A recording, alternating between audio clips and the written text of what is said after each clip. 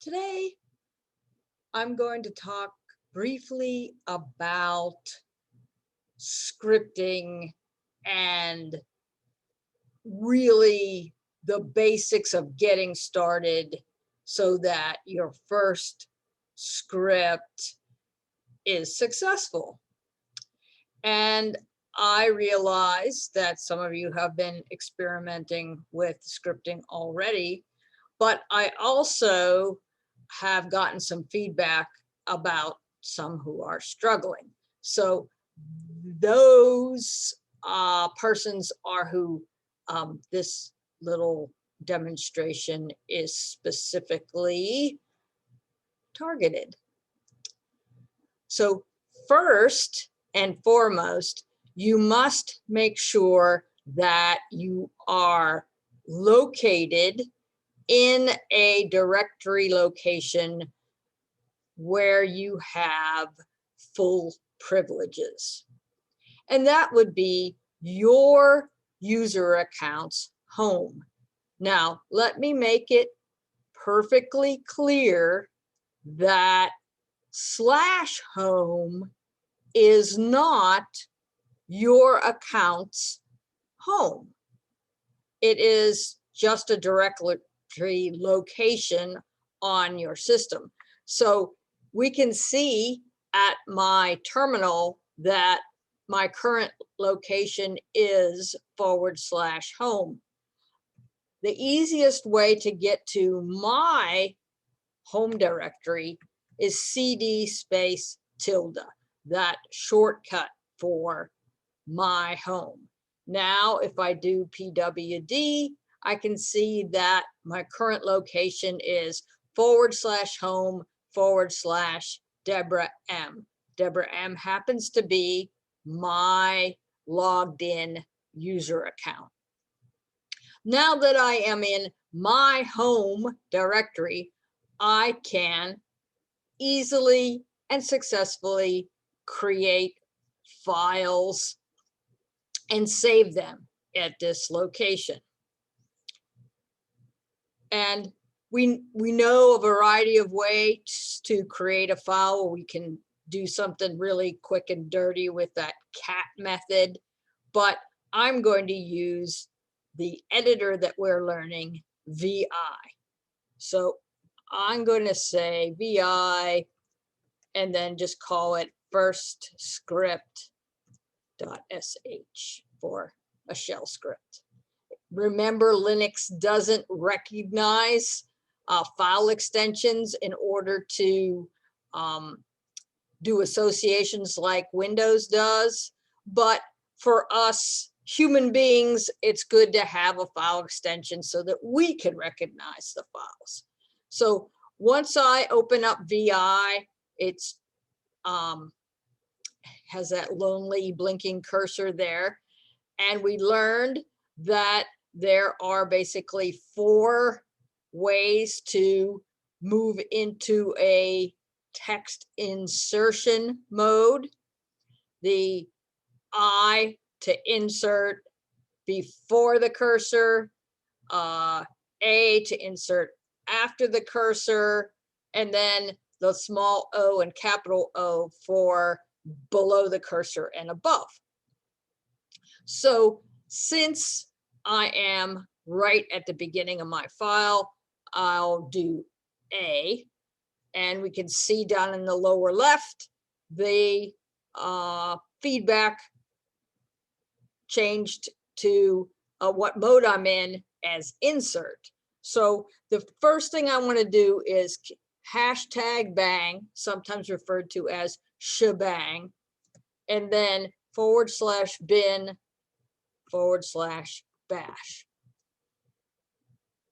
This construct tells the operating system or the shell interpreter what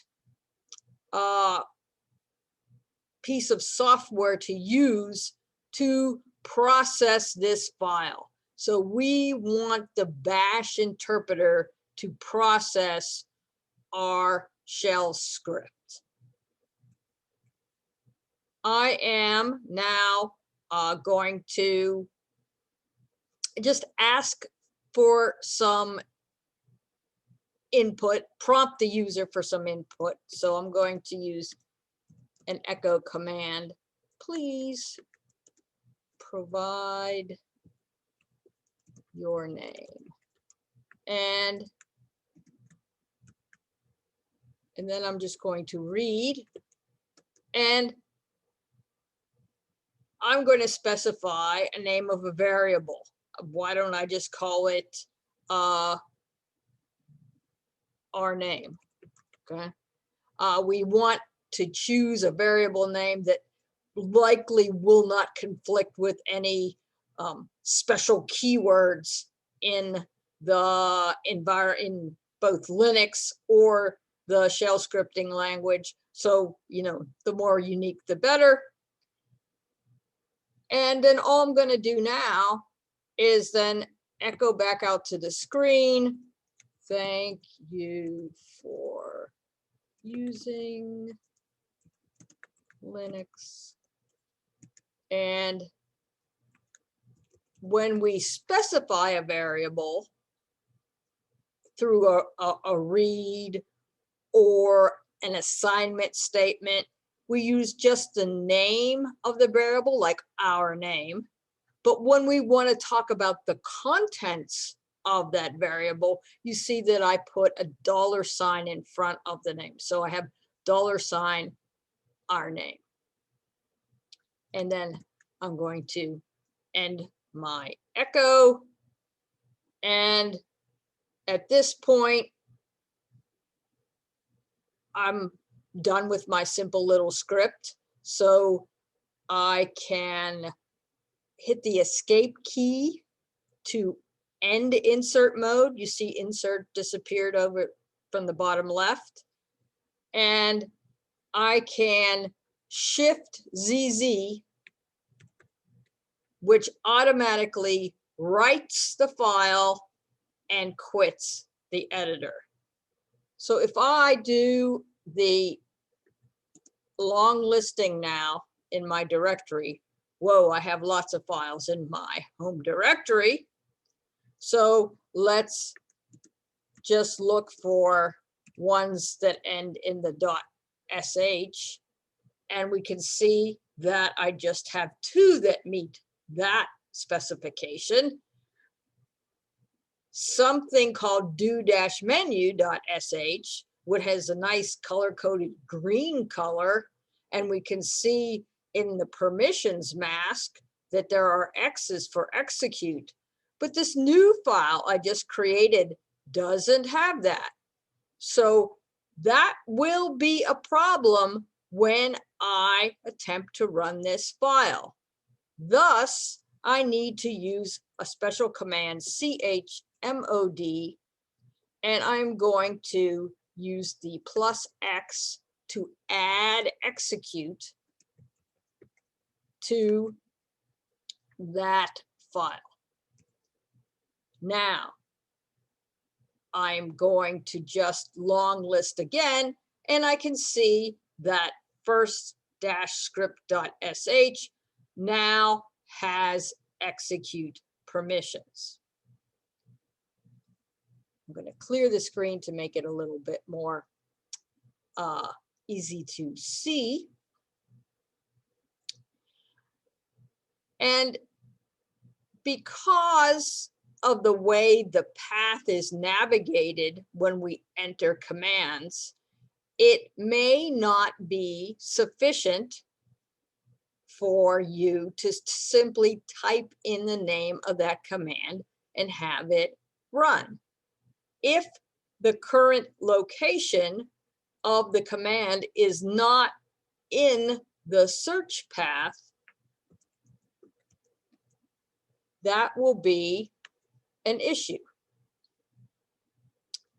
So again, let's look at this, the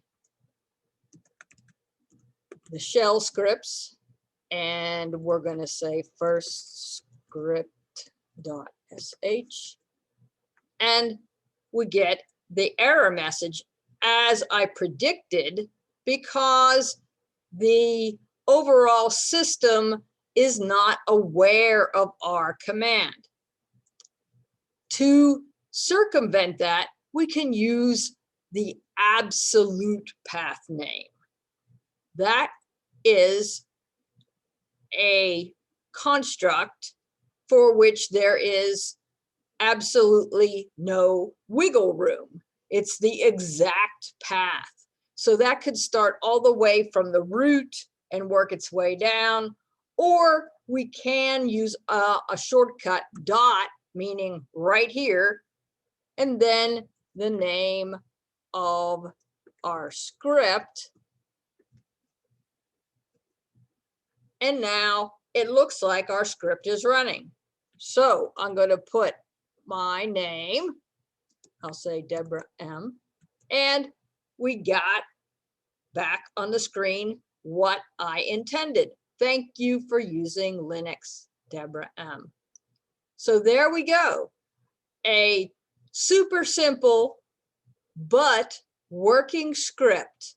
And what were some of the things we had to do? We had to make sure that we were in a directory location for which we had read and write permissions. So somewhere under our personal home, we had to add that shebang bin bash to tell the system what interpreter to use. And we had to make sure that our script had execute permissions, and then possibly even a fourth thing, which is provide a full and complete path name so the system knows where to find our script. Now you should be able to get going and practice, practice, and more practice. Have a great day.